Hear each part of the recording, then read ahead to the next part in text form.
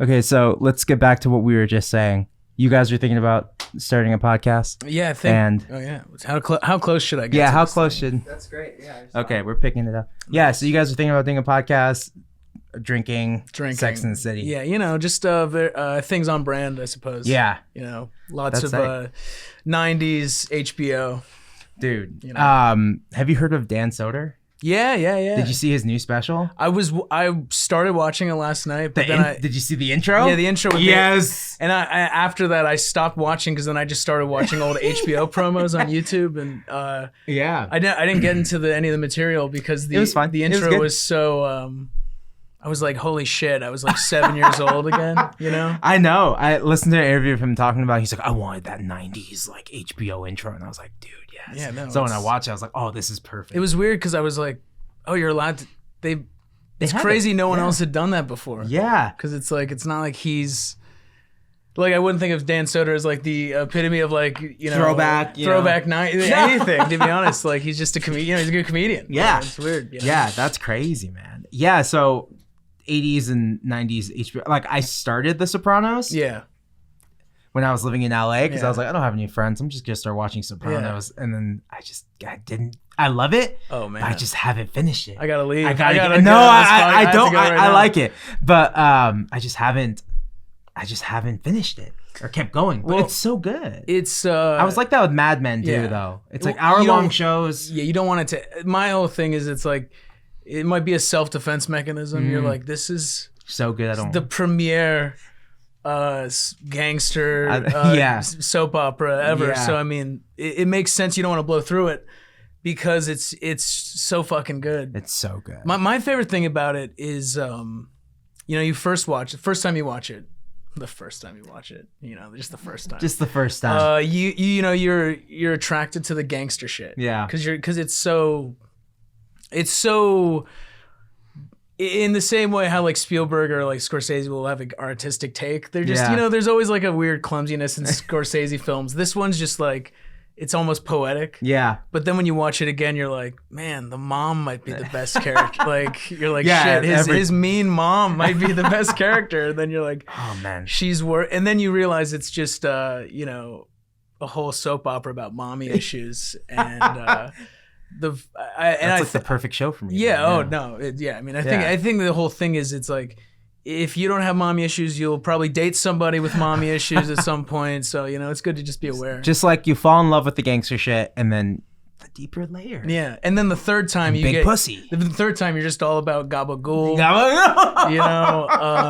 There's the culture. Well, yeah, the culture of it. What's crazy is there's a scene where. I think he's just lying on the bed, and at some point in the series, their marriage sucks. It's always sucked, but it's like extra bad right now at this point. And he's lying on the bed, and he's just looking at her. He's just watching TV. He's always watching oldies. Yeah.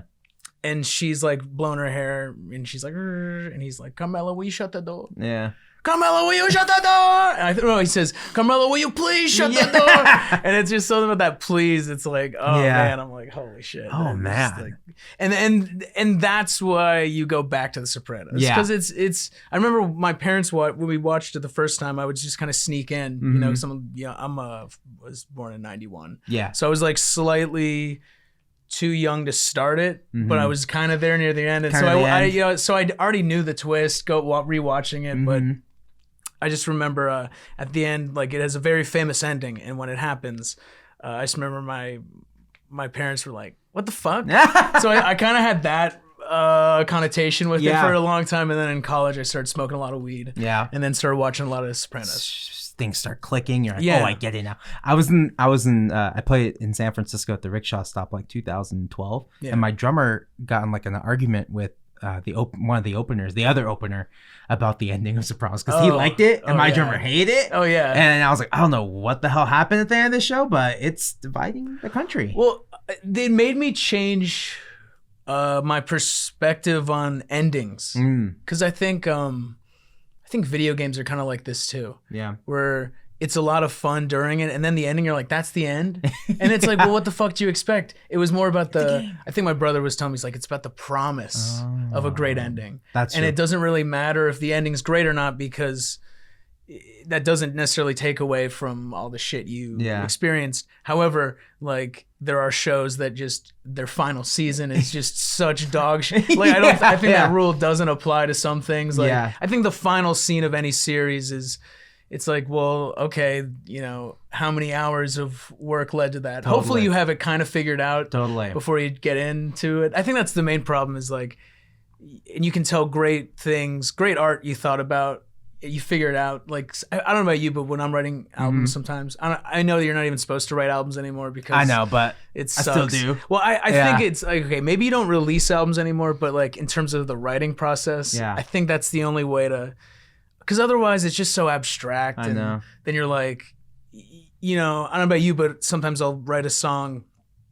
and then I'll write another one. I'm like, oh, that's just a better version of that song. But because I wasn't listening to them next to each other, I wasn't able to tell that I was ripping myself off. And then you have that feeling where you're like, well, I got to choose one. Yeah. And then you're like, holy shit, I ripped both of these songs off 3 other times before. Yeah. And then you're like, well,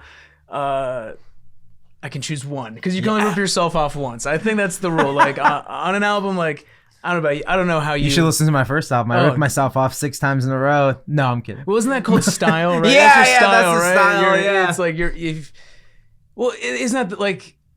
And I guess that's when people who don't like your style, they're like, they just repeat the same shit over again. Like Smash Mouth has a style. Like... I don't, you know... it's one of those... I don't know about you, but like, it's... I'm a fan of irony. Don't get me wrong. I love irony. But something about like, and I can handle irony in film. Like I'll watch, like I'm trying to think of the worst romantic comedy I've seen. Pretty much every one that came out in the 2000s that was on HBO at some point. You know, seen them at least 3 times probably. Totally. But like for music, it's the one thing that like, unless I find it so deeply hilarious, like you know when Paul McCartney misses hard, how it's so bad, you're like, I can't look away from this fucking track. Well, yeah, you're like, wow, this is a horrible song, but oh, he made it. I had this exact same conversation with Paul Cherry while we were working on the record. He was like, "Have you heard For You?" And I was like, dude, I hate it so much. I love it. No, it's and he was like, it's brutal. I cringe. I can't. It's brutal. I was like, I don't know why. When I met you. Like, he obviously didn't write that. Like, it will just once you start such a modern sounding melody. Once you're auto-tuning Paul McCartney, like, who's that asshole? Who's like, he's like, Paul. He has to sit there. This is a good idea right here. Well, it makes you wonder. And here's, okay. So that leads into so many issues. It's like, okay, I want to rip on new Paul McCartney. Yeah. But it's like, you know, he's lived a full life of... I mean, every album has at least 2 great songs. Oh, yeah. At least 2. Easy. Sometimes there's just 1.5 great song. That's the worst when it's half a great song, and then the other half you're like, oh man, how am I going to show this to the boys? Yeah. And you're trying to show songs to your band, and you're like... This one's sick. Well, I don't know about you guys, but I assume that you guys, everyone in your band is pretend. It's almost like it's like a Power Rangers, almost Transformers thing, where like... everyone's pretentious in their... I'm pretentious in the head zone. I'm the arm. I'm the leg. You know? Yeah. And then, like, as this leading singer, you can kind of be a wild card. I think you're allowed to be like, I hate that. And they're like, there's no reason why you would hate that based on all the things you've said in the past. I'm like, it doesn't matter. I'm crazy. I'm crazy. You know, but there's just certain things that you just... I don't even remember what I'm talking about. I'm just having flashbacks to just showing all the... Oh, Paul McCartney. Having 1.5 to 2. 1.5 to 2. And it's like, sometimes you'll show it to them and you're like, oh, I know they hate that kind of shit. It's like, I'm fine with certain things. You know, you just have a threshold. Yeah. I think my musical threshold's very thin for what I like. It's like when I like it, I'm really into it. And there's this rice paper wall of like smash. Like if I hear like there's a certain level of irony. Like I can handle McCartney irony, but I can't handle Smash Mouth irony because I know that McCartney killed it before, and it's coming from a place of, you know, okay, well, you've been writing songs for 50 years. Maybe you're gonna start writing. Just complete dog shit. Yeah, you could. Bob Dylan's a great example. Everyone knows. My mom was telling me she saw him in like the 80s, and she was like, it was the worst show I've ever seen in my entire life. I was waiting to hear a certain song, and then halfway through a horrible song, I realized he was playing the song I wanted to hear. Oh. So she left. And that was in the 80s, so that's what, 40 years ago? Yeah. So but he's never stopped.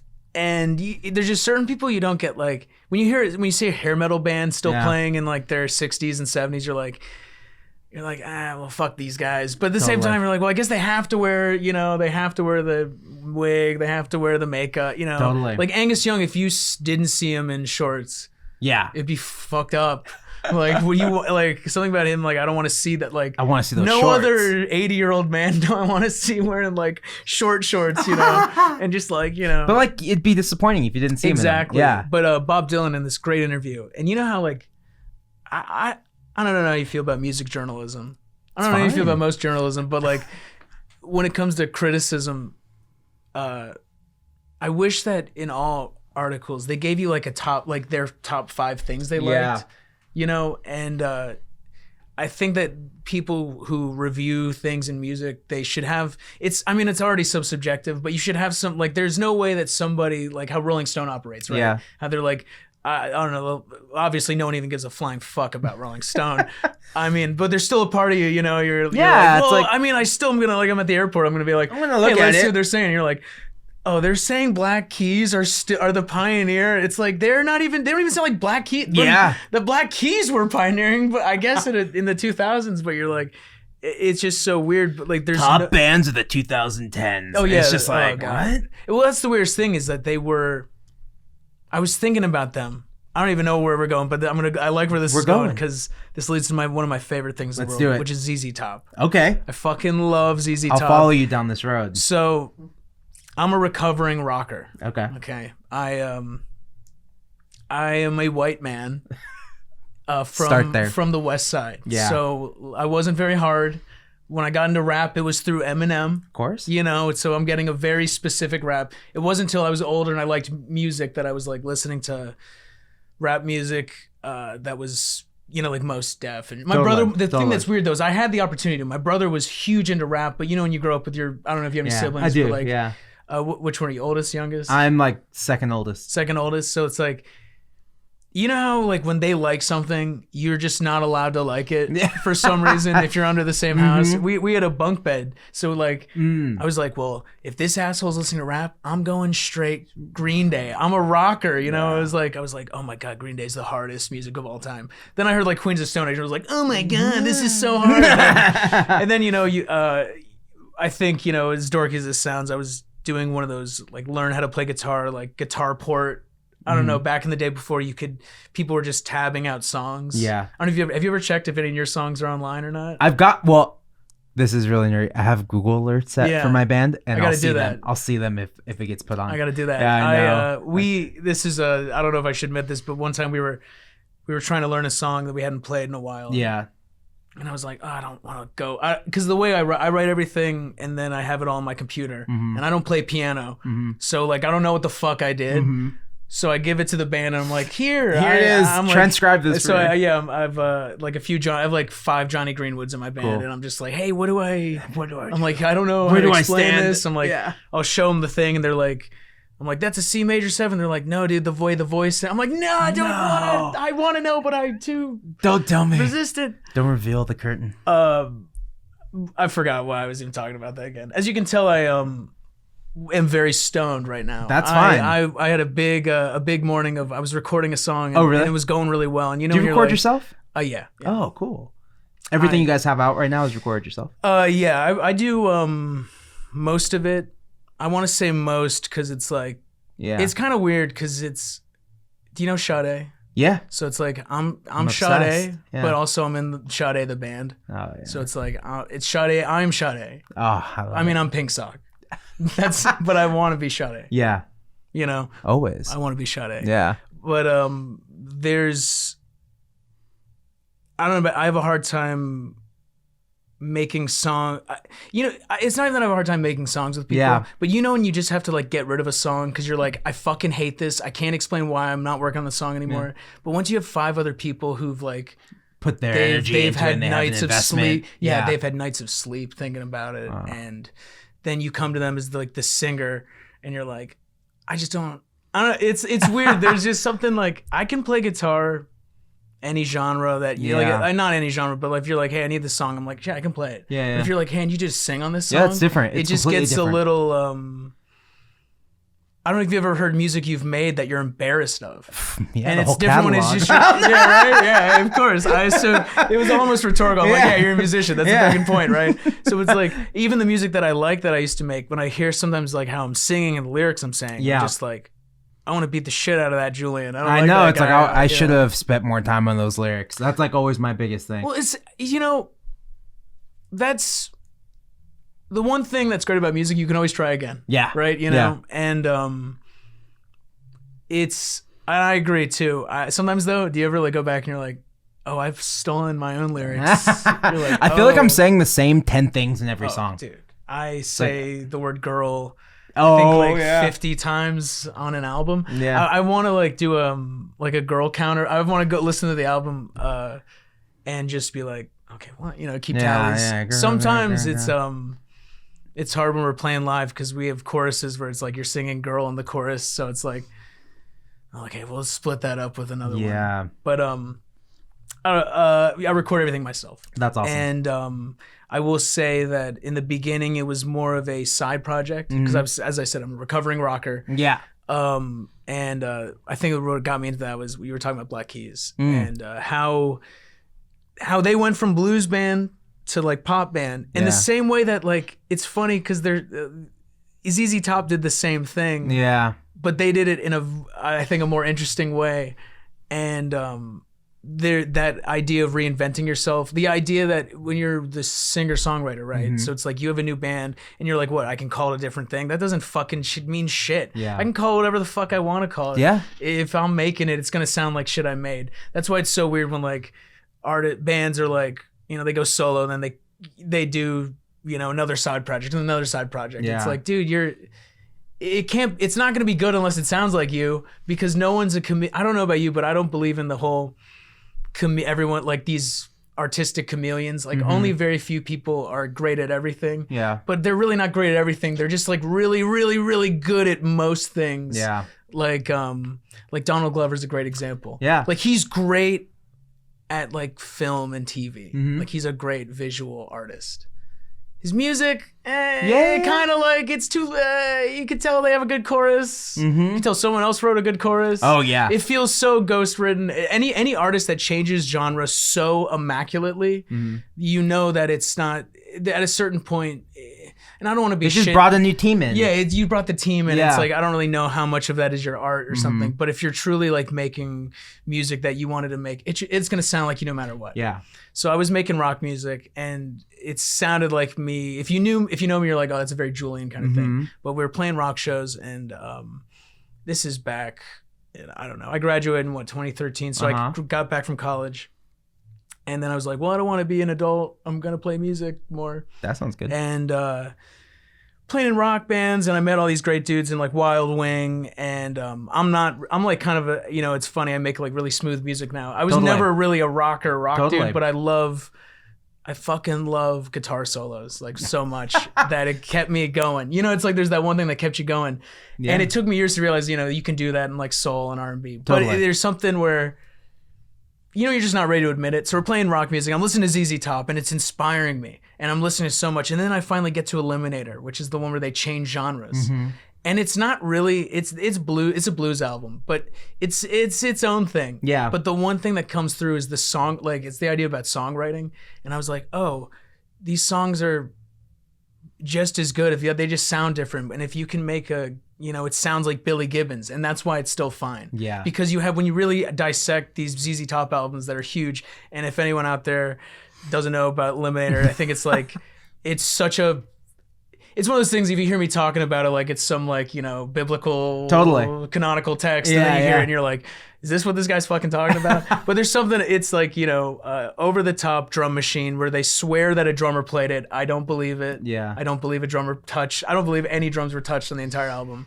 It's one of those things where the engineers like pretty much produced it and then got fucked over because they were like, well, we didn't write anything down. So, and then he sued them for so much songwriting and I think the album went like diamond or something. Oh my God. And they started doing music videos and it created the whole thing. And then like, why is a blues band about 15 years into their career making their biggest album. In the 80s when it's like Michael Jackson and like, you know, Isley Brothers, when the whole game changed. Yeah. And I was like playing rock music, and my drummer hurt his foot. And I was like, well, I gotta keep the muscle going. So I started just fucking around again on Logic. And, you know, you were saying, Paul, record your album. Yeah. Right. So it's like, I was like, well, I'm just going to learn how to record music myself, because as much as I love working with people in the studio, there's that, you know, that pressure. There's that pressure, and you have to have everything really fucking good to go. And I was like, I'm more of like, kind of like, I play as you go. And then like, you'll be driving in the car and you're like, ooh, that bus had like a line on it that I'm thinking I'm going to steal or something, you know?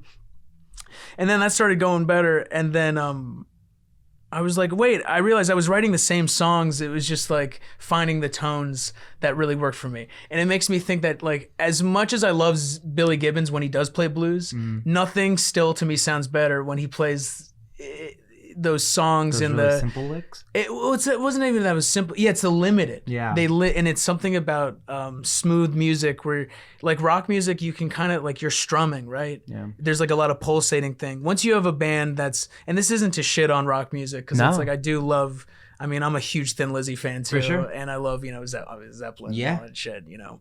But I'm also like a really pretentious rock liker too. And there's just something about when you limit it to the only real rock element is one guitar solo, and then everything else can just be, I don't know, you can see if you're a good songwriter or not, I guess. And it started out more as like you're doing kind of things on the side.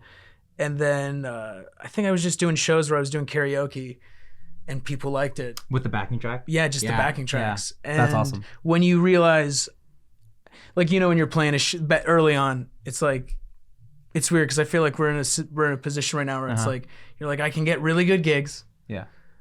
I can't really make a living on music right now. I could maybe go on a tour, but lose a lot of money, but gain fame, you know, exactly, right? Yeah. So you're in this weird position, and it was like, okay, so I'm just going to do it solo, so I don't because I have to spend all this money on all the other things, because I've been in so many failed rock bands for so many years. And you're just like, I'm just going to save all the money that comes with recording, because as we were talking earlier, albums are dead. As much, I mean, it's not that the album is dead. It's that if you like, Tame Impala can put out an album, people will listen to it. But he's also putting out like 6 fucking songs of like a 10-song album, right? Yeah. Just to get you to remember he exists. So he's going to put out that album, and then you're like, okay, well, no one's buying it anyway. Yeah. And we already heard all the songs anyway. Like... Everyone's streaming it. It's, by the way, what do you think about these new? I don't know if we want to go on record to dissect these new Tame Impala tracks. It's actually the first Tame Impala songs I ever liked. Really? Well, what's the one? Patience? It's just like the album cover is just like a conga. I was gonna say that's the only one I like. That's the only one I like too. Yeah. Sorry, Kevin. Please listen though. No, please listen if you're listening. No, it's that's like the first Tame Impala stuff I ever liked. Like people showed me, it's like only feels like going backwards. I'm like, it's cool. It sounds like you know, very popular indie rock, and it's awesome and stuff. But I'm not gonna listen to that. Well, it's. And then everyone's like, "Oh, you love John Lennon? He sounds just like John Lennon." Well, that's the thing. I'm like, I don't want to hear. I know. I'll listen to John Lennon if I want John Lennon. That's the one thing that kind of, you know. And as much as it's so funny, I'm the oldest one in my band, and I'm gonna date myself right now. Let's go ahead. Let's hear it. I remember when the first Tame Impala album came out, and I remember at that point no one was playing guitar. Yeah. And it was really cool.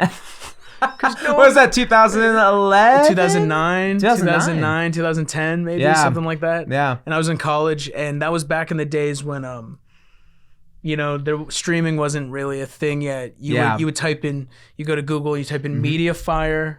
Yes. You go to Pitchfork. Remember, it would be blogs. You go to blogs, and it'd be like, they're like, yo, you got to check out Animal Collective. If you don't know Animal Collective, here's all their albums on a RAR file. And you're like, okay, I guess. And then you'd just be in your class lecture, just like, you know, well, I'm downloading every single like important 2000s album that at least Pitchfork or Stereo Gum is telling me to listen to.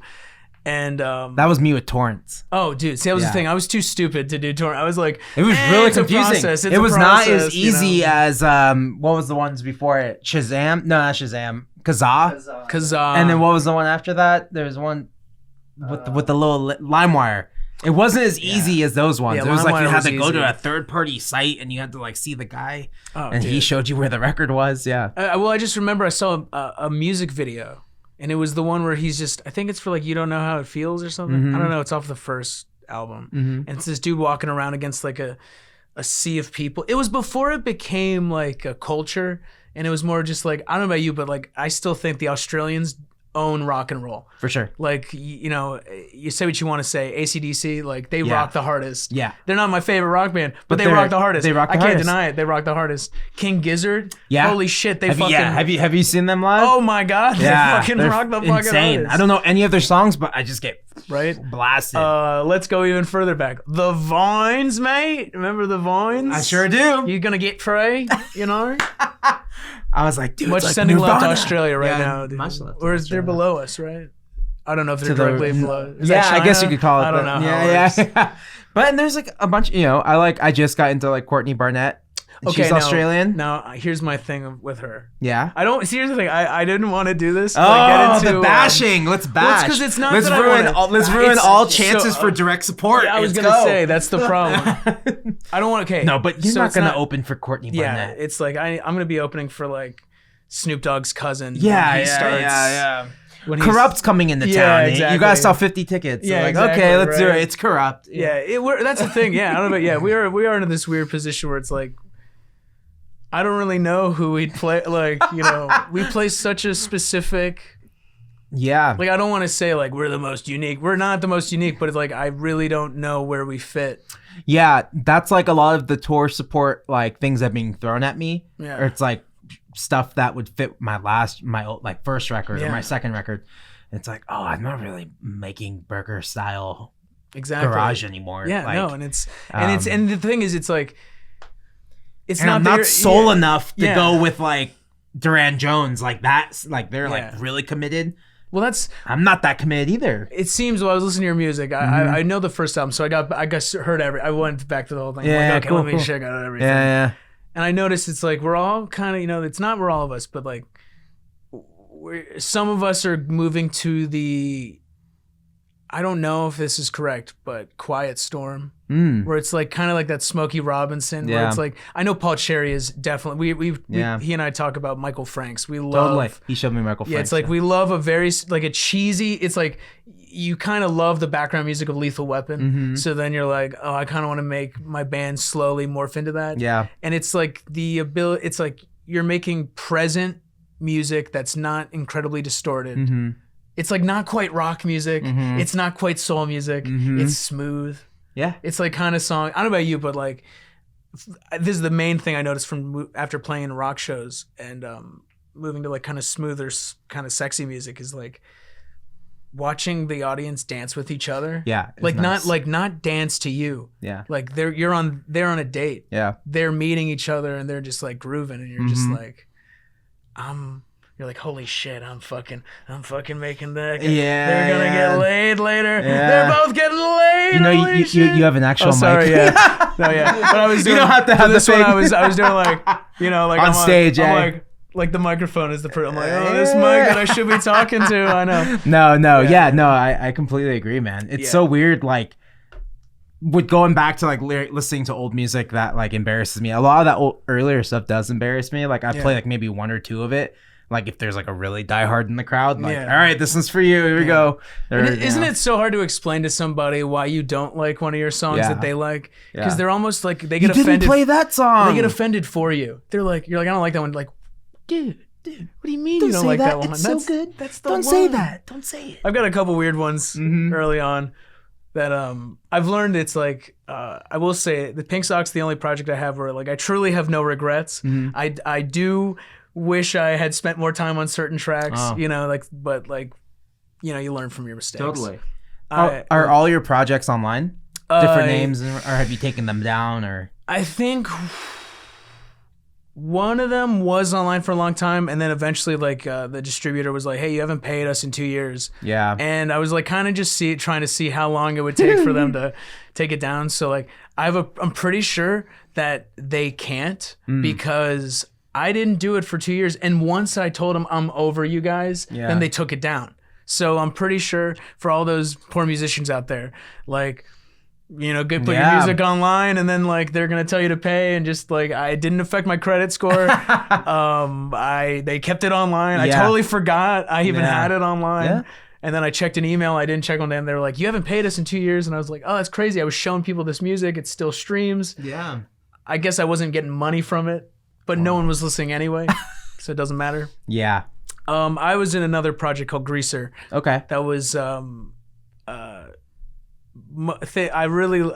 a fondness in my heart for it. I thought we were pretty sick, but it was the kind of thing where you're playing a show, and then I didn't realize I was a smooth, sexy time music man, and then after the show, some dude comes up and just wants to talk about which pedals I'm using. That happens a lot. I really did. And it doesn't have to be a dude. Anybody. I don't want to talk about gear. Women talk about gear too. Women talk about gear too. Yeah. But I'm sorry, I don't want to talk about it. It's not. First of all, like I don't know about you, but like I don't know anything. I don't want anyone. I just don't want anyone using my tone. Oh, okay. And my tone's so stupid simple that you're just like, I was like, oh, it's just reverb, dude. Shh, don't tell anybody. Like, just crank it. Yeah, you did it all the way, So I just don't know. Like, what is that? Is that the? I was like, I don't know, man. It was the cheapest one I saw, and I just bought it, and it sounds decent for now. It's the one that the wise musician in my life told me, and then I was like, that's the route I go. That's what I'm doing, Yeah. It's weird. I'm just not a gear guy. Oh yeah. No. Yeah. It's not that gear's bad. It's that I don't have the money. Yeah. Or the time. Or the knowledge. I'm so impulsive, or man. Or the desire. I'm so impulsive. If I start seeing stuff, like I have a bunch of like camera equipment because I've just been stocking up on camera gear for this podcast. I just bought this today. I was gonna say I just want this in my home. Just in general. It's nice to have, yeah. Right? But now I'm just like obsessed, and I'm on YouTube all the time, just watching like gear reviews, and like my girlfriend hates it, and I hate it. And but I feel like I'm done. Like I got the freaking camera that doesn't. Oh no, that's the problem, bro. You're on the gear train. Oh, gear train slows down for no one. I know. And it's. My dad's a musician, so I saw it my whole life of just like the acquiring of gear. Yeah. And he's a producer, so he needed it. So he had an excuse. So like I got at least a good example of someone like, if anything, I feel like he could have bought more gear. Yeah. But he was kind of like playing it safe. Mm-hmm. But what kind of producer? What was he producing? So he's a session player. He's a pedal steel guitarist. Wow. And then he had a studio he still has a studio in Santa Monica where he would just produce kind of just independent artists and stuff. Yeah. So on this, whenever he wasn't on a tour or playing like my favorite thing he played, I don't. Was on Weird Al. Uh-huh. I love Weird Al. Yeah, yeah. He was on I think it's the truck driving song, which is which no one would know, but it's about a cross-dressing truck driver. Huh. And I was thinking it's funny that Weird Al has a few songs that nowadays you wouldn't fly. No, I that one wouldn't fly these days. But he's always taking risks. He's, I will say he took the most risks. Weird Al, he takes risks. Oh, dude, Weird Al. It's funny. Like, my drummer's trying to get me into Frank Zappa, and it's kind of working. It's tough though, because it's.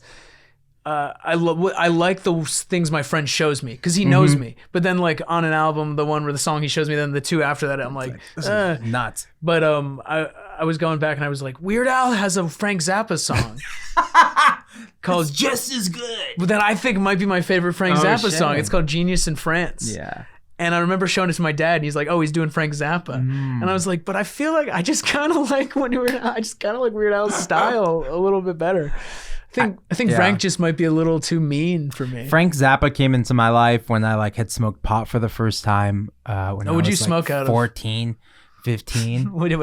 What's that? Smoke out of? Let's get into the.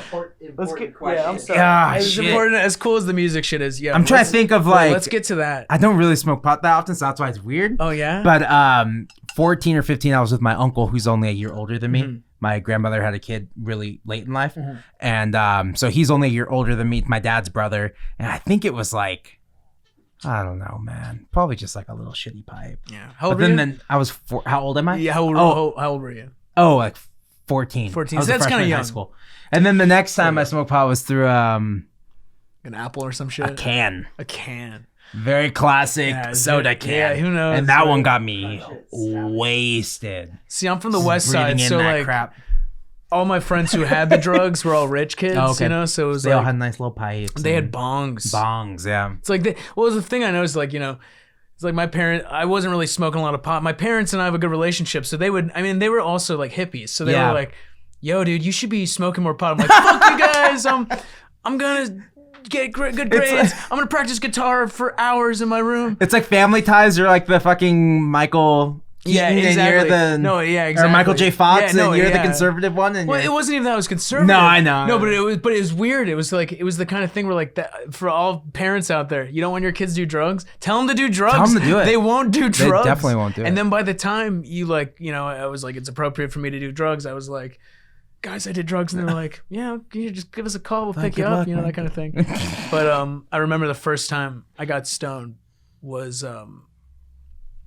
it's some older high, like I think I was in like must have been like a sophomore or something, and they passed me like a pipe, and you do that, and they're like, no, that was bullshit, take a real one. Oh no. And then I hit it, and then I ate an entire box of Reese's Puff cereal. Yeah. And I'm a vegan, so I was like, I hope those were vegan. I hope those were good. Oh no. I think they are. They might be. I don't think they're good for you. Corn. Yeah, it's just corn and sugar. Well, that's the thing when you realize it's just flavoring. Yeah. I mean, it's not like, is it ethically vegan? No, I don't know.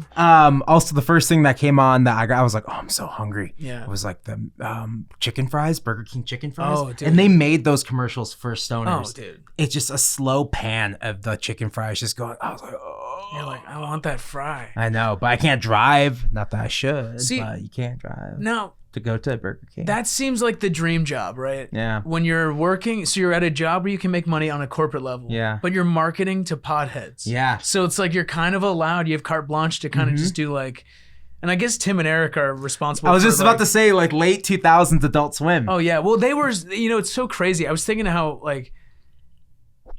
influential they are. Oh yeah. Absolutely. And just how they, like how Nathan Fielder is like, like getting Oscar, I don't know, like some sort of Emmy. I don't know if it means anything, but for that, like Sacha Baron Cohen, he's like got an HBO project coming up, like just how that humor started, like the shit that I liked in high school that everyone's like, you're fucking weird. Yeah. Like now that's the guys who are like, we need to sell these burger fries. So it's like, what's on TV right now? Yeah, exactly. It is kind of, damn, that's like, how do you even get a job that good? Where you have a cokehead job, but you're working for potheads, Well, I don't know if it's like really the people filming. It's like the director. The idea. Well, it's like the guy. It's the asshole in the room is like, hey, I got a great idea. Yeah. It's like, why don't we make fries out of? Because I'm sure the camera guy's just like, why are we doing this? The camera guy. He has no idea. Oh, he's in the union. Yeah, he's like slow pan up. Yeah, okay, he's trying to get more overtime. Have you ever worked on a set before? No. So like I've only minorly worked on sets, just PA stuff, just like bullshit PAing. Yeah, I'm like, I need money, and my friends are like, hey, you want to work in this fashion shoot? I'm like, sure. Yeah. And then it's just so weird how it should go faster. Yeah. But then when you realize everyone's just like, you're working on the product, and then those are the crazy people who are making the commercial. And then you have the camera guys and the PAs, and everyone's just like, let's do everything the slowest we possibly can fucking do. I would say that if you're trying to make money as a musician, PAing is a good move. Yeah. But you need a savings because they pay you like 90 days later. So 60, like 30, 60, 90 days, 45. One time they gave me like a 54. I was like, what the fuck is that? Oh my God. I don't know. It's weird. But the one thing I learned from... I'm like that with a few gigs right now. Oh yeah, right. I don't get paid for another month. I'm like, really? What's the point? How does that... It's a DJ gig. So I'll DJ every Saturday, but then their accounting doesn't get me till the next month. It's weird. So I'm just like, all right, need that. Tell me any other fucking thing in the world where you can just pay anyone like that. I know. Like, I'm hungry. My mother works for the county education office, and she gets paid monthly. That's like a real job. I'm DJing a bar. Yeah. Shout out to the saloon, though, in Ventura. I love you. And I will continue to wait for those checks. Oh, yeah. Well, that's the one thing. Luckily, it's like, you're like, well, it wasn't... I'm not waiting to get paid for like me pouring my heart out. Yeah, Like I was just showing people love TKO by Teddy Pendergrass, Like like kind of like I was just trying to get this room a little groovy for like an hour, like 2 hours, That gig is turned into like shut up and play the hits, which I don't like, but it's fine. That is weird. The hits for me is like get down on it. Yeah. Brick House. Oh, I mean, those are the thing about those songs. Which is great. I mean, those are great songs that they're so great, but they're so overplayed that you forget the greatness. Yeah. But when you really listen to Get Down on It, like Jungle Boogie and Brick House, I mean, she's mighty, mighty. She's mighty, mighty. Well, would you ever think of like, it makes you wonder, I mean, because we weren't alive during that era, but like, was Get Down on It like just a thing people said, you know, like, you know, who made that phrase? Yeah, because get down on it. Regardless, it's brilliant to make it a lyric. I mean, like, get down on it.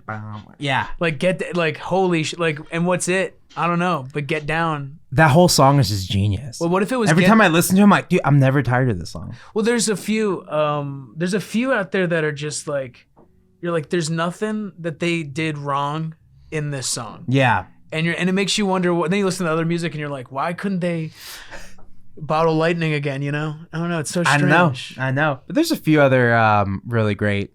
Now I'm blanking on that band's name. Cool in the Gang. There's a bunch of great Cool in the Gang songs.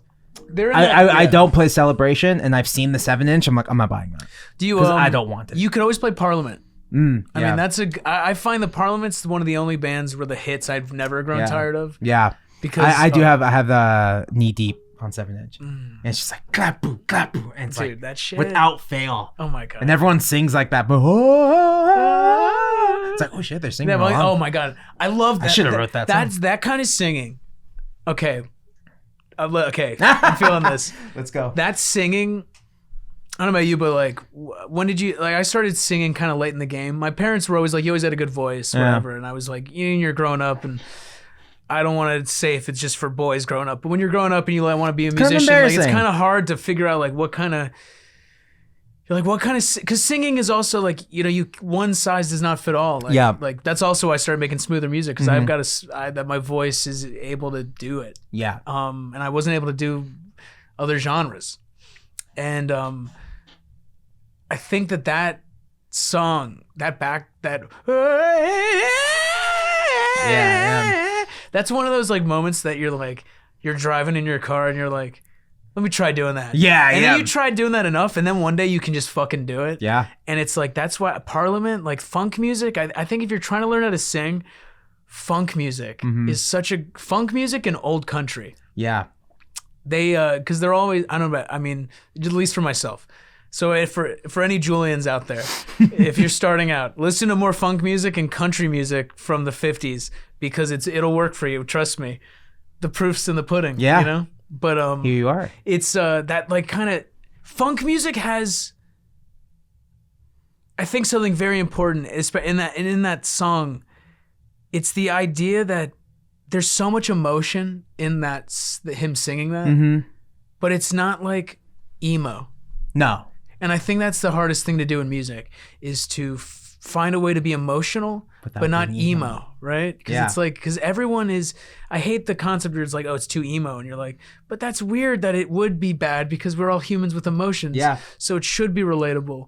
But I think it's like, emo is whining, right? Yeah. And emotional is just expressing. Is that? Yeah. Did we get there? Yeah, totally. All right, podcast done. Yeah. All right, see ya. Let's crack another one. Okay? Yeah, no, exactly. Have you ever seen Parliament live? Oh yeah, dude. Yeah, it's not. It was one of those things where I saw them before I smoked weed, and then after I smoked weed, and then I saw them after I started taking like acid, and mushrooms, and shit. Yeah. And I will say, they've been tight all 3 times. They're so tight. Have you seen them? Well, they're not touring anymore, I think. Yeah, no, I saw him towards the end. Yeah. It was my first and only time seeing him. This was and he kind of just sat there on the chair. He's and an like old dude, man. Of course, yeah. He's an old man. I'm not saying for that. Yeah. But then how dare you? He's just sitting there on the chair and like he has like a Bootsy Collins wannabe guy. He's just super skinny and he's dancing around. But at one point, George Clinton just stands up out of nowhere, grabs the microphone and just starts just jerking it off. Oh, yeah. The stand. I was like, you're gonna, what? Here's the thing. If you're Dr. Funkenstein, you're gonna jerk off a microphone stand. Yeah. You're gonna jerk off a mic, dude. I was like, damn, he hasn't done shit this whole show, but he just stands up for this moment. And he's kind of there just to remind you. He's like, hey, no one here except for maybe a couple of horn players. Yeah. Maybe the guitarist we picked up in the mid '80s. Totally. You know, that kind of thing. Yeah. But he's just there to be like, hey, I'm just giving you good vibe. He's just there for the vibe. Totally. Man. You know, they roll with a big crew. That's a big band to pay. Oh, yeah. Yeah. Can you imagine how much fun it. Do you think it's fun? Must be insane. It must be fun, right? He must get fucked up all day. Well, so his whole thing was, just like drinking booze. Like, let's get to the show. I don't have to do shit. I'm fucking drunk. I hope I don't want to be spreading false rumors about George Clinton. I don't know. George. Can I open for you? I think that I read that he was arrested outside like a playground, smoking crack. I believe it. And so in the recent years, he got off crack, allegedly. And when I saw him the second or third time, I think it was the second time, the guy was like, sorry everybody, George isn't here. You're probably wondering where the dreads are. Yeah. He's like, and you're not going to see any dreads tonight. Oh. And everyone's like, oh. He goes, but George Clinton's been on stage this whole time. He was on stage the whole time. He had cut all his hair off. Yeah, he didn't have dreads on. Yeah, so like, and that was when he was like kind of he compared to when I saw him like 10 years prior, he looked so much better. Wow. So I think that he's now just a grandpa. Yeah, you for know? sure. But he has to go out there just and look at you and jerk off a microphone stand. I mean, here's the thing. And you're just standing there, oh. Maybe that's the thing. Like one day we'll get to a point in our lives where we'll be, I'm pretty close to that 80, energy. right? I'm close to that energy on stage right now. Oh, yeah? Jerking off a mic stand. Oh, if only my audience wasn't so young. Well, it's weird. That's so funny. It's we were playing a show, and we were playing with all these great bands, and it's funny because I kind of use my band as the barometer of like the scene. I don't really, I kind of stick to I'm in the scene, I suppose, but I'm also like, I'm very unaware of what most, It's not that I'm like, I mean, I'm sure you have your finger on the pulse. It's like I know what I really like, and I'm always just trying to do what I really like. Yeah. And sometimes I'll go to show, it's like, I don't know about you, I'm sure you're the same way. Like, you probably don't go to as many shows as you used to. For sure. You're like, okay, my friends are playing a show, or like there's a band they got me on the list. Yeah, they got me on the list. You get to that show level. up. But it's like they're kind of I'm like, hey, I pretty much say yes to any decent gig. Yeah. And I'll do it solo if I can. Yeah. Like if the band isn't able to do it, or if they don't want to do it, I'll just do it solo, because I still think it's a different show, but it allows me to do more of the I don't want to say hip hop, but the more electronic songs that we haven't figured out how to make live sound good, you know? But I've noticed, but I'll be like, so we're playing a show recently, and the band, I was like, the band was like, hey, audience is pretty young. And I was like, that's interesting. Yeah. Because I don't know about you, but I mostly, every single song I have is about fucking. And it's not that, for some reason, and I don't know, we just, it's really hard. It's very strange. I don't want to say it's hard, and I don't want to jinx it, but it's not that all songs are about fucking.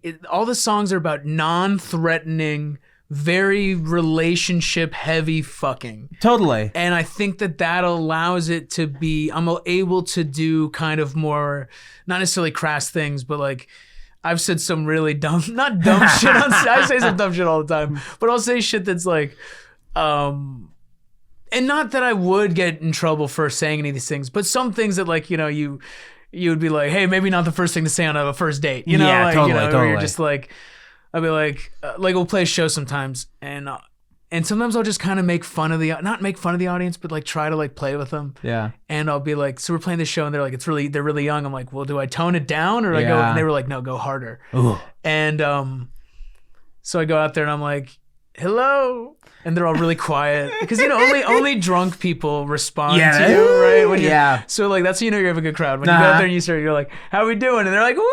And like, all right, let's go. Person's like, yeah, dude, it's fucking Thursday. I'm in college or high school. Woo! I love it. I know. I hate my fucking life. I'm in college or high school. God. It's like, so no one's screaming, and then we're, we sing a song, and I'm like, has anyone out there ever been in love? And no one's, like I'm so. And no one's on. Is anyone out there old enough to drink? They're not able to drink, and then I just started saying, I was like, how many virgins are out there tonight? And then we just led into that, and then everyone starts laughing, and then like I started making fun of them, and then I was asking the audience if they knew how to like. And the thing is, in my normal life, if someone was like some, obviously there's always the context, but like generally when someone's like, oh yeah, dude, we fucked. I always get kind of like I think there's a more graceful way of saying it. For sure. And you know, if you've heard my music, I don't write songs just about fucking. It's songs about making love. Yes. But you know, for the elevator pitch, fucking is a faster way of saying it. But like you know, you ask this audience to like, you know, 19-year-olds, you're like, y'all fuck? and they'll remember you, and then they started dancing. So I don't know. There's something about it. I think that I don't even know how we got to this. The title of this video should be Pink Sock Wants to Know If You Fuck. Yeah, I mean, well, here's the thing. I hope you do. And and I hope you continue to. The weirdest messages I get, and you know, I don't see them. You know, you just like you don't notice messages, and then you're like, oh, I've got like 13 really crazy messages. Yeah. And then you're like, oh, these are all fucking insane. Some of them are nice. Yeah. And then some of them are just like, oh my God. Oh, I don't want to. Okay, my favorite one was, like, I'll get a lot of people telling me, they're like, yo, I put on your music when I met my boyfriend and we banged to it. Oh, nice. And the thing I will say about being really kind of sexual. Yeah. Because right now we do live in a time where there is a thing of like, I don't want being over sexual to make anyone feel uncomfortable. Yeah. Obviously sexuality can be very triggering. Mm-hmm. It's also can be very alienating if you're not in the same, you know, zone as whatever sexuality I'm talking. I try to write about a specific, you know, like kind of an open-ended one. But when it comes down to it, I am a heterosexual man. So I say girl, as I said, I say girl a lot in my music, but I think girl can be translatable. Yeah. So like boy or they, you know, anything that works. But and you're writing about your experience. Yeah. Yeah. At the end of the day, these are your songs about your life and your experiences. And if people want to listen to it and feel connected or make it about them, oh yeah, they can do that. And I mean, but my number one goal is this is, I want to say number one goal, but well, as you could tell, my train of thought, I'm very all over I love it. This is very ADD I'm extra ADD today. Yeah. I think it was because I was recording earlier and I just pound coffee. Oh. And like, I just pound coffee because I'm like, the moment I start eating, then you're like, oh, then I want to watch TV. Yeah. Then I want to just chill. But like, you're just drinking coffee. You're like, oh yeah, I got to finish this fucking, I was laying on this guitar part and I was just like, fuck, I need more coffee. Yeah. I need more fingers. Yeah. Oh, I love this. The straw's pretty good for playing. I think like, recording by yourself and writing by yourself, it's so much easier just to make those executive decisions. Oh yeah. Guitar part out. You're not offending anyone. And my whole thing is going into a session like, no one should get offended. Oh yeah. Like there's lots of parts in this new record where I'm like, damn, I suck at guitar. Yeah. And then Paul's like, yeah, you do. You should get somebody else to do that. It's like, okay, Eric, you want to try it? Think about Steely Dan. That was the whole thing. I said that the whole time going into this, no loyalty. Yeah. If we can find a drummer who can do it, fucking find another drummer who can do it. Well, that was something my dad taught me. He was like, yo, like, that recording's forever, dude. Yeah. So make it the best. It's like, it's the idea. When you're in the studio, any single time, and I'm guilty of it too, especially considering I live in the same room I record music in. Totally. And I'm just like, I don't really feel like doing it. Just do the extra take. Try the extra thing. Always do it, because even if you delete it, it turns out, like, even if you don't like it, you can mix. The beauty of mixing, you can find a way to make it work, or even not, you know, just getting that idea out will get that idea out. Yeah. And it's important to you're already there, try to make it the best fucking thing you can. Cool. And did you have fun recording? Yeah, it was awesome. Good. I'm a little more of, I can tell I'm more of a control freak. Yeah. What I started doing to kind of let the band in on recordings is occasionally I will be like, hey, I need, like, I do want to bring them in, and I do want to record full band stuff, but it's just so hard. Like, I can only bring them songs that I'm like, I truly 100% believe in, because I don't want to do that thing where they invest their time, because their time is money. I mean, these guys fucking shred. Totally. So it's like, I don't want to, like, you know, spend 2 weeks on something. You know, they work all day. Everyone in my band is in other bands. And they're all killing it. But they're so. I love my band. I hope you guys watch this. They probably won't, because this is what I'm like all the time. Except I'm probably a lot more opinionated. I mean, I didn't. Oh, I forgot to shit talk Courtney Barnett like an hour ago. That's fine. But I will right now, real quick. So here's my thing. Yeah. Sorry, Courtney. My issue with you is you remind me of that Sheryl Crow song, Santa Monica Boulevard. Yeah. Every song reminds me of. Well, it's not, like she's like, something else, yes. and something with else. Yeah, and I get that. And something else. Yeah. And there's something line.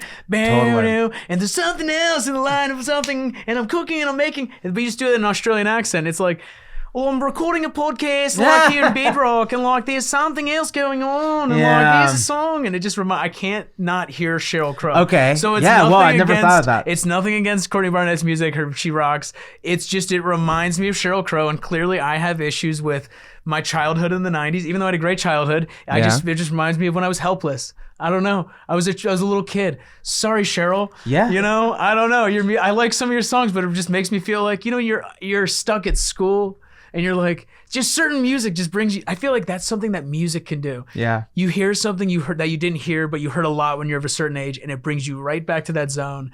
And you just feel the exact same way you did the first time you heard it. And it just reminds me of having to go to like gymnastics. I'm like, oh, we're listening to Star 98.7 on the way to gymnastics, and now I'm hearing Santa Monica Boulevard. Yes. And I'm like 7, and I don't know this. I don't know how to describe the feeling of wanting to kill myself, but not really wanting to kill myself. You know, you're like, what's this feel? It's dread. Is that what it is? I don't know. I just want it to be over. And it's a choice. I chose to go to gymnastics. There's no reason. You know, it's just one of those things. Yeah. So it's like Courtney Barnett gives me Sheryl Crow vibes. I had PTSD Sheryl Crow flashbacks. Sorry, Courtney. Yeah. I'd love to drink with you. You're Australian. I'm sure you're fun to drink with. I'm sure she is. Yeah. But you're not opening for her. You know, it's it's not going to happen. No. Like, I'd love to open up for Maya Rudolph's Prince cover band. Oh, yeah. I feel like that would honestly be cool. that'd be a good really zone cool. right now.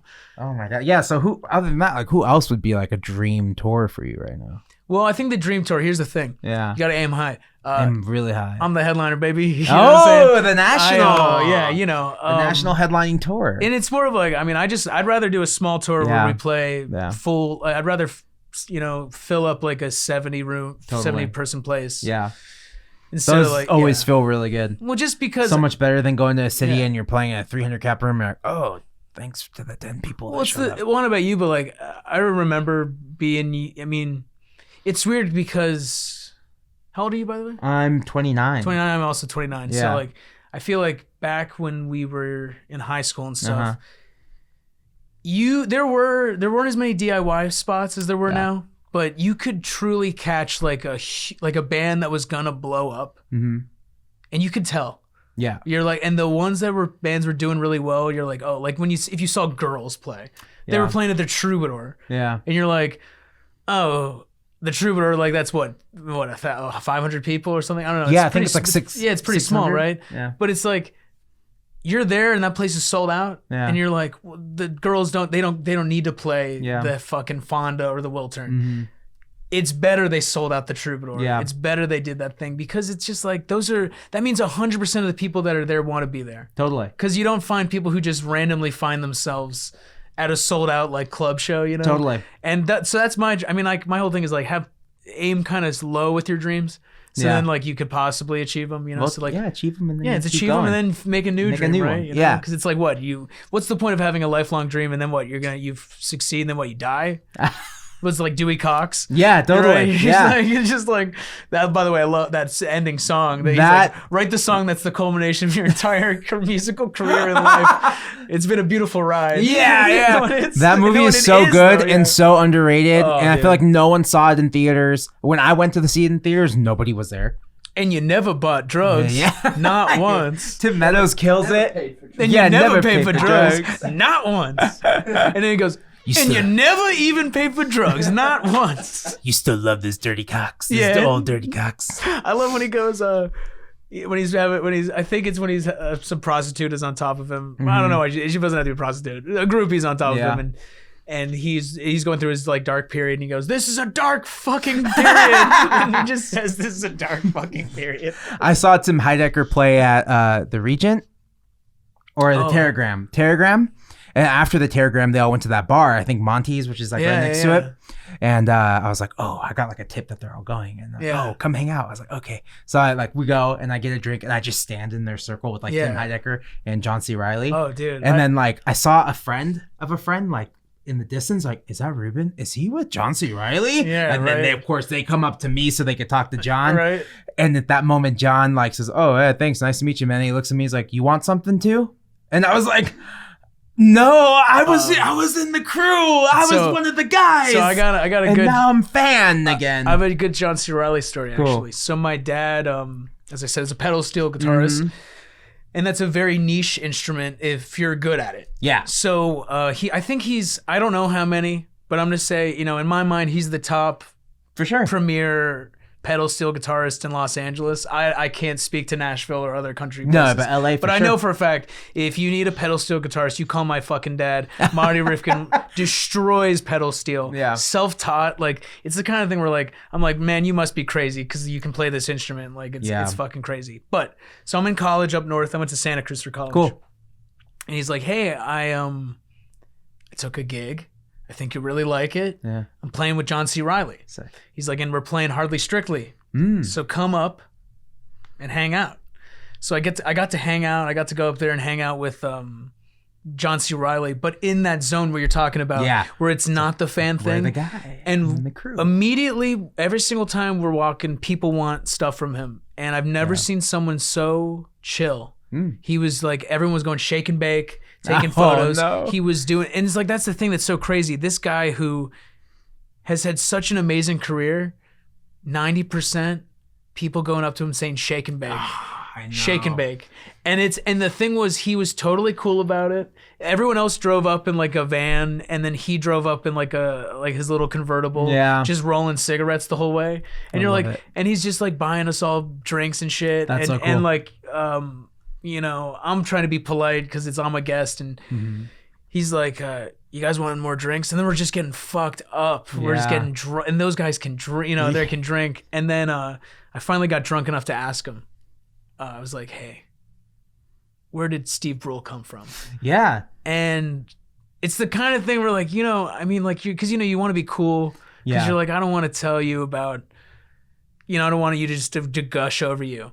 But I think that he truly just loves Steve Brule. Like he's so into that side of his career that he was just like, oh, Steve's his own man. And just started telling me all these things about Steve Brule and like just how it's like he truly did separate him.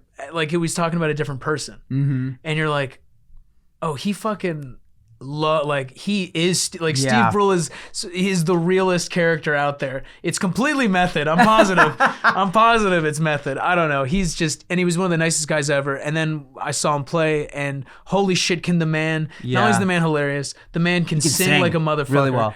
Oh my god, so good. His bassist. Oh, this was the craziest thing. His bassist was this really nice woman, kind of like middle aged, just like just kind of regular looking person. And I'm like, so what else have you, what other gigs you play? And she's like, oh, I'm Lil Wayne's bassist. Oh. And I was like, what the fuck? And she's like, oh yeah, like she was telling me. Show you the lollipop bass line. Oh yeah, she was saying, I was watching this woman, and you're like, holy shit, this woman played this woman has played a fucking arena, like sold out arena shows. She's like, wee. Oh, and she was saying like, they don't play any place where there's a metal detector. Oh. And I was like, what? She's like, he won't go through a metal detector. Yeah, well, it's got his gun on him. And you're like, it's like, Lil Wayne, why do you need your gun, dude? It's like if you already have security, you know what I mean? It's just it's like literally like they have licenses to have those guns. To carry them, know? Or just get a you know what I'm saying? Get a license. Like, yo, you're that fucking rich. I know you're not shooting people. But does he have the time? Does he have the time? Yeah, what time to put in the application process? Dude, all he has to do, literally, he goes to a gun show, right? Yeah. It's America, baby. Yeah, gun show. It's America. Yeah. You just go to a gun show, right? So that's why I want people to leave this knowing how to buy guns super quick. No. Easy. That law should be repealed. Let's get into it. No. Let's get political. But Little Wayne, I almost call him Little Rob, different guy. Big fan of Little Rob, yeah, dude. Yeah, I love Little Rob. From Southern California, you have to love Little Rob. I like is Lil Jon also the name of the guy from Robin Hood? Oh. Yeah, actually. Right? It is Lil Jon, right? We were in the middle of nowhere. I can't remember where we were, but we were like pulling over on tour, and we saw a street that was like East Side Street in Little John. And I was like, wow. We have my bass player has a photo of it because we stopped. Little John, man. Imagine you waiting tables and you're like, what can I get you? Holy shit, it's Lil Jon. Yeah. The East Side Boys. The East Side Boys? Is that what they are? The closest thing I've had to that in Santa Barbara is like I gave a sandwich to Dennis Miller and I was not excited. I was like, all right, here you go, Dennis Miller. Here you go, Dennis Miller. Politics. And then he looked at me with his big fake teeth. I'm like, all right. It's like, yeah, there's the thing. Yeah. I'm from LA, so and I've worked in like Santa Monica, so I will say the one thing you get used to is just like serving mega stars and shit. And this one will kind of be appropriate. The most heartbreaking one, because it's the idea is like you're around it your whole life. And as I said, my dad's like he's a musician, so I've been really blessed and met some really cool people before. But I worked at McCabe's guitar store in Santa Monica, which is a I think it's been around almost like 60 years now. It's an acoustic store. And Christopher Guest came in from Spinal Tap, and he comes in and, I know, you're not supposed to like, especially when you're serving somebody, but like, let's just be real for a second. Spinal Tap. Yeah. That is the most important.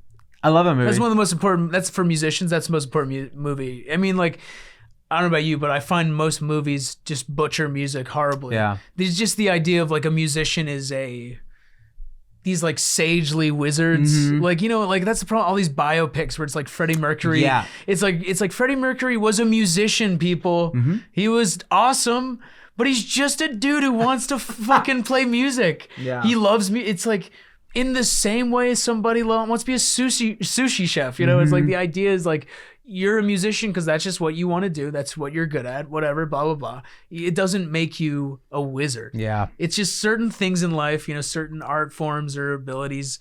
Society just puts a weird like kind of thing over. But like, I forgot. Now I'm just thinking of all the biopics. But here's a weird thing that connects to the biopics. Last night I was DJing in Ventura, and this guy walks up to me. He's like, "Hey man, do you have any Elton John?" I was like, I might, man. He's like, well, either that or Queen. I was like, okay, I get it. You went to the fucking movies this year. We get it. I saw them too. Is that the only thing you like? The fact that you needed a movie to tell you Queen is tight. Yeah, like is fucking insane. Let me play Under Pressure, and then everyone's like, "Oh, Ice Ice Baby." I'm like, this is the worst crowd I've DJ'd here. It's in a long time. I've DJ'd a few shows, and I will say every now and then you'll just like I'll realize I was the wrong DJ for the gig. Yeah, and there's just something about like wanting to hear Rocket Man. Yeah. Or like, what's the one, Tiny Dancer? Like, yes. Like, are you fucking there's a great quote. This is what reminds me of Damon Albarn, who is a very like hit or miss kind of dude. It's like some Gorillaz is the best shit I've ever heard. And then some Gorillaz is the worst shit I've ever heard. Yeah. Like I like a lot of his solo stuff, but sometimes it's the worst. It's like, but no matter what, he tries. And he said this. He had this quote where he was saying, "I'm really sad." I'm paraphrasing. "I'm very sad that I'll never be able to. I'll die. Let me rephrase. I am very bummed out that I'll never hear the best music in the world before I die." And it's like, a DJ's job should not be playing Rocket Man. Yeah. A DJ's job should be showing you something that you should listen to before you die. Not something that you're guaranteed to hear at Vaughn's. Yes. It's like... I agree. I completely agree. It's like, why... It's like, why would you get a DJ if you wanted to hear the hits? Yeah. They have YouTube. Yeah. You don't need to hire a human to press... to go to like whatever the fucking like grocery store playlist totally. Like I agree. The Ross, the Old Navy playlist, like my favorite is you're vegan, right? Yeah. So like have you been to Veggie Grill? Yeah. I love their music that they play because it's like hyper like just like power electro pop. Yeah. And I'm like, dude, I love whose ever job that's a dream job, like to be in charge of. They're like the music curator at a Veggie Grill. Yeah, they're like, so we've done statistical tests and most of our audience is are 15 to 26 and then 37 to 64. Find a genre that everyone can like. And you're like, all right, how about unoffensive, like almost Madonna-esque Sonic the Hedgehog music? And you're like, yeah, dude, that's kind of fucking tight, you know? Like, I don't know. I mean, I guess that's one of my other dreams. Aim low, right? Yes. But at the Aim same very time, low. Imagine veggie grill curation. Oh, dude, that would be so fucking sick. Like, imagine like you're on a date, right? And they're like, so what do you do? And you're like, you ever been to Chipotle? Actually, yeah. You know the music you're listening to? Yeah, I have noticed that music. While you're like wondering why you're here? Huh. Yeah, that's me. Yeah, you're wondering why you're able to hear that new Tame Impala song? Oh, wait, we forgot to... Oh, man, I'm all over the place. Oh, wait, okay. All right, back to Tame Impala. I'm gonna go online. That first album, to me, that's the best one. Okay. The new stuff, he's on that level where it's just like there shouldn't be so much pressure on every single song. Like, just be more prolific. It's like, I don't know, it's like the idea that I used to think that you had to just like save it all, you know, right? But then like someone like Tom York, right? Used to be very... Radiohead would put out an album, like every 2 years, and then they did one. So then, you know, they've had a different career though, so they're kind of, I mean, they're on their own level. They're a hard band to use as an example, but the idea that you're like, well, they don't put out trash, and you're like, and then you're thinking, you're like, well, it's because they don't put out a lot of stuff. And then in recent years, Tom York's put out shit all the time, and it's all fucking sick as fuck. Yeah. And it's the idea that if you put your, from 40, let's use an example from 40-Year-Old Virgin, right? He says. He's like, you're not able to lose your virginity because you're putting the pussy on a pedestal. That's right. Right? So you're putting your music on a pedestal. And you can kind of feel the pedestal nature of it, where it's like he can no longer just make a song. Now it's like each song has to be like, I don't know. I mean, here's the other thing. I don't want to be shitting on it. And I also don't want to be like saying what I know what it's like to be writing those songs, because I only know what it's like to write songs in my own mind. Yeah. But like, I don't know about you, but like writing songs isn't a choice. Yeah. It just happens. It just happens. And it's like the only way you can make it happen is by being around instruments when it happens, right? Or being around the equipment. Yeah. And it's like, if you have anything else in your mind other than finishing that song, there's like a chance that the song's just not going to be very good. There's not an urgency to it. And there's this new stuff just doesn't have an urgency. Some of it does. Like Patience has it had a vibe to it. You're like, oh, you could tell he was like, oh, I've never used congas before. Totally. And you're like, how the fuck are you like on your fourth album, you never thrown a conga in it?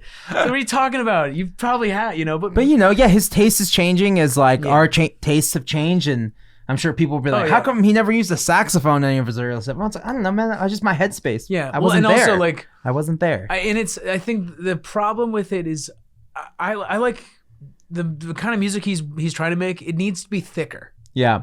I need it to be a little thicker. It's because that phaser is like really messing with that low end. Yeah, it's so thin, and I know why.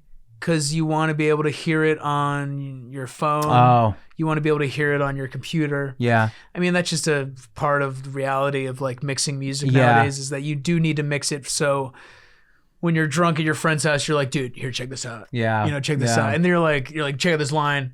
And the fact that you can hear like a bass line on your iPhone is pretty fucking impressive. Yeah. But I mean, that means that's how they're EQing it and they're mixing it. I mean, that's a whole other issue. But my main problem is it's like, I don't give a fuck what he's saying anymore. Yeah. I liked when he was talking about like doing drugs. And I liked what he was talking about. Like, it was just about doing acid. It was like existential crisis rock and roll. And now it just seems like pseudo sexy rock and roll. And it's like not sexy enough to be sexy. And it's not psychedelic enough to be psychedelic. And it's not David Bowie enough to be David Bowie. Yeah. And it's not John Lennon enough to be John Lennon-y. But I will say, I will see them live no matter what. Because they're one of the best fucking bands I've ever seen. Shit. But in terms of like these albums, I was so bummed once he stopped working with Dave Fridman. Yeah. And that's the guy who's produced all of the Flaming Lips.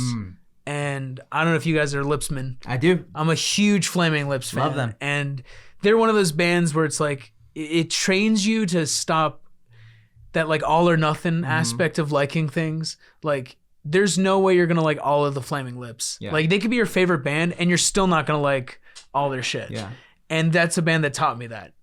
And that's why I can still like Tame Impala, but then just be like, you know, and it's like I'm unimpressed with it, but also like, you know, I'm a super pretentious asshole. So it's like I'm just like, you know, sitting in my room all day, just like I'm like the congas could be more conga-y. You know, it's like where the fuck am I coming from? You know, I understand the pointlessness of it, but there's something about and I wish I could. I mean, I think you need to find a producer that understands you. Or really learn how to make what you want to hear. Yeah, yourself. And I mean, this is just based off interviews I've heard of him. And I'm sure he likes how this new album sounds. Yeah. But the last album, the biggest one they made. Yes. He was saying he hates the sonic quality of it. Oh. He was like, I really don't think it sounds very good. And he's like, and I'm surprised people don't notice that. He's like, and I had to learn to live with it. And I think it's so funny that you could put out an album that you truly don't like the sound of. Yeah. I totally understand doing that, but by the time you're doing these interviews, you could have changed it. You know, it's like this kind of thing of like, just pay Dave Fridman or the guy to mix it again. And that's a mixing issue. Like, you know, and it just...